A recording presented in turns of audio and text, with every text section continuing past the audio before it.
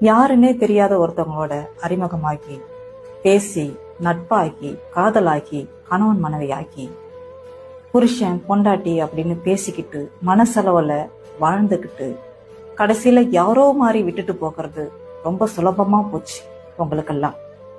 ஏங்க, ரத்த சொந்தத்துல ஏதாவது ஒரு பிரச்சனை அப்படின்னா ஜென்மத்துக்கும் நம்ம பேசிக்க மாட்டேங்கிறோம், விரோதமா இருக்கோம், நல்லது கெட்டதுக்கு சேர்ந்துக்கிறது இல்ல.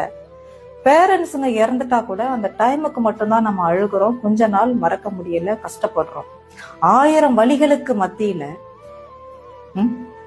புதுசா ஒருத்தவங்க அறிமுகமாகி காதல் அப்படின்னு சொன்ன உடனே அந்த காயங்கள்லாம் மறைஞ்சு போகுது, மாயமாகிடுது.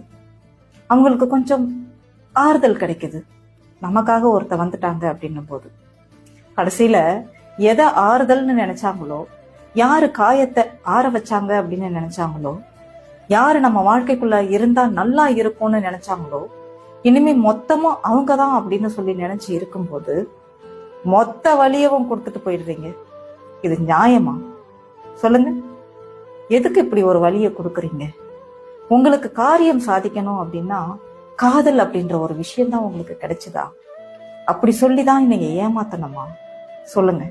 நீங்க அப்படிலாம் ஏமாத்த தேவையே இல்லை. இப்பெல்லாம் கால் பாய் கால் கேர்ள் அப்படின்னு சொல்லிட்டு நிறைய விஷயங்கள் வந்துருச்சு. அது மாதிரி இடத்துக்கு போனாலுமே உங்களுக்கு காசு கிடைக்கும். சரிங்களா? காதல்னு சொல்லி நல்ல உள்ளங்களை காயப்படுத்திட்டு போகாதீங்க. அவங்களால கடந்து வர்றதுக்கு ரொம்பவே கஷ்டமா இருக்கு. சரிங்களா?